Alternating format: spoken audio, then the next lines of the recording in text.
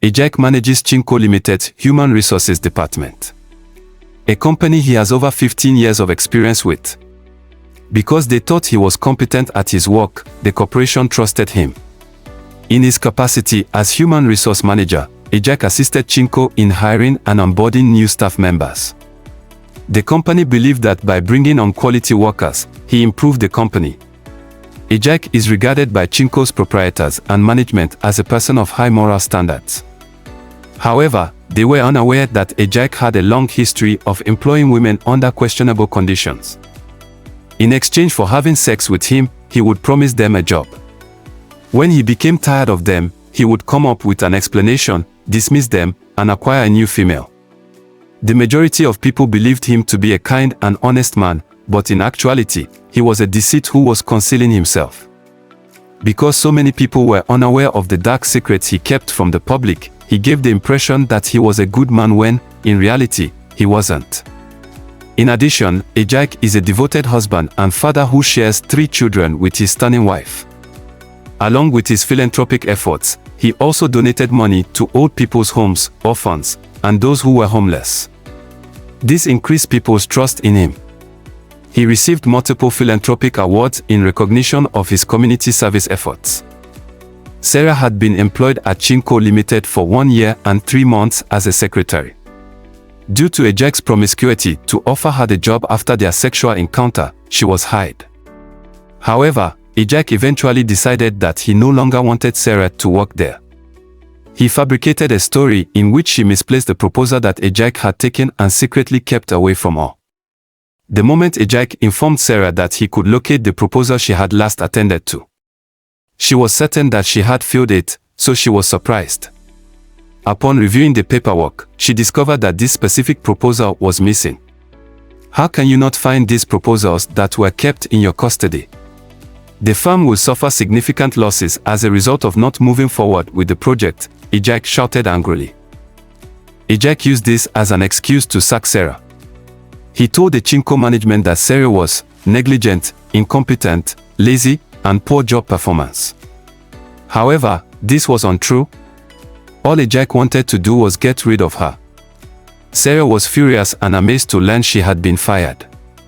However, she realized she had to quit Chinko Limited as she was unable to locate the lost proposal or provide evidence that she hadn't misplaced it. Ejike published a job posting for a new secretary the following day. Ejike's actions showed that he was not the good person that he appeared to be. He had lied and manipulated Sarah to get what he wanted. It was clear that he was not a trustworthy person and that he was willing to do whatever it took to get his way. Rebecca was a stunning and intelligent woman who had recently graduated from university and was actively seeking employment. She was thrilled to see an advertisement from Chinko Limited because she had long desired a job there. She waited to be contacted after submitting her credentials and other needed documents. She received an email from Chinko Limited asking for an interview a few days later. Rebecca believed she was a great fit for the position, so she was pleased to attend the interview. She performed brilliantly and responded to every question. Rebecca was thrilled about the position and knew she had done well after the interview was over. She didn't know that Ejike had other intentions, but she was still hoping to get the position. Rebecca caught Ejike's eye throughout the interview, and he thought she was stunning. He made up his mind that he wanted to treat her the same way he had other women.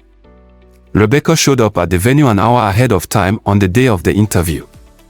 She waited patiently and saw only 4 other potential workers, 3 women and 1 man. Mr. Ejike, her interviewer, was astonished by her attractiveness as soon as she walked into the room. He was trying to look professional, but he could not help but be impressed by her composure and beauty. Mr. Ejike continued the interview, but his thoughts were already consumed with Rebecca's qualities, complaining to himself that she was nothing like his existing secretary, Sarah. He saw Rebecca as the perfect substitute for Sarah, who was getting older and not as attractive. Rebecca received a call the following day asking her to start work. The thought of starting her new job the next week thrilled her. She joyfully told her mother the news, delighting in the happiness and celebrations that followed. She had no idea of the rocky journey that lay ahead of her, even though the future appeared bright. Rebecca's heart pounded with excitement on her first day at Chinko Limited. She had been dreaming of this moment for a long time, and suddenly it was here. Rebecca threw herself into her work with a strong desire to impress, eager to prove herself. Her commitment was not in vain. Her managers were pleased with her short learning curve and hard effort, and her co-workers quickly warmed up to her amiable personality. Unknown to Rebecca, however, Mr. Ejike was a dark cloud that was approaching. She had no idea that Mr. Ejike's ulterior intentions might eventually pose a threat to her newly discovered success. Rebecca was taken surprised when Mr. Ejike told her that she had to prepare his tea each morning. She didn't think it was a huge concern, even though it wasn't mentioned in the job description she had read. The next day, when Rebecca was giving Mr. Ejike his tea, he spanked her on her bottom. She was surprised and turned around. She asked him why he did that. He told her to just go back to work and not worry about it. Rebecca couldn't figure out why Mr. Ejike had spanked her after working all day. Rebecca was uneasy and confused about what had occurred. She was unsure about what to do. She couldn't stop thinking about what had happened and questioned whether Mr. Ejike had an ulterior motive. Although she was afraid, she considered telling someone what had happened. She didn't want to get into problems or lose her job. Furthermore, she was unsure if Mr. Ejike would repeat the action or if it was a one-time occurrence. The following day, when Rebecca went to Ejike's office, he closed the door and made an aggressive attempt to restrain her. "Stop it, sir," Rebecca yelled as she bolted from the office. After Rebecca discussed what had transpired with her friend Tina, they devised a strategy to apprehend Mr. Ejike. The idea was to film his actions using a hidden camera in his office.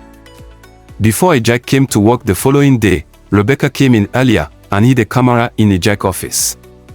When Ejike arrived, he ordered his tea as usual. Rebecca brought it, and he tried to act badly once more. With haste, Rebecca left the office. Rebecca returned to Ejike's office after work to get the camera. She demonstrated Mr. Ejike's improper behavior with the recordings and the videos. She informed the Human Resources Board and Chinko Limited's management in a letter about what had occurred. After they watched and listened to the recordings, they realized Ejike was at fault. Ejike was sentenced to 5 years in prison after losing his job. A few of the women that Ejike had deceived in the past spoke about his prior actions. Rebecca received recognition for her daring capture of Ejike. At work, she received a promotion. Chinko Limited kept expanding and prospering. They were relieved that Mr. Ejike was no longer employed there because they had discovered that he had been a nasty guy. The women at Chinko Limited felt more secure at work after this.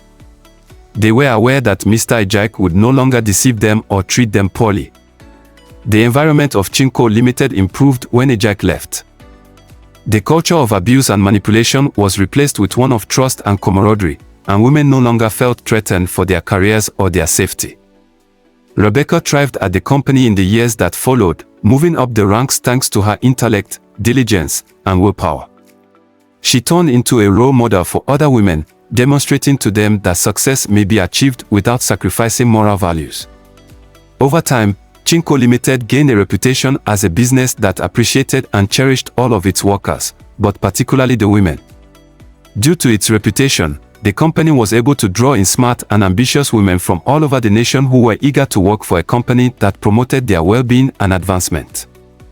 Ejike completed his prison term and was released in the interim. After being released from prison, Ejike was rejected by society and had a hard time getting a job, never mind returning to his previous position of influence and authority. Rebecca, on the other hand, kept moving up in Chinko Limited ranks and finally took over as CEO. The company reached exceptional levels of success under her direction, and she rose to prominence in the business community as a result of her creative thinking and unwavering dedication to quality. Additionally, Chinko Limited increased the scope of its charitable endeavors by promoting causes significant to women and children. This not only enhanced the company's reputation but also positively impacted the lives of people who most needed it.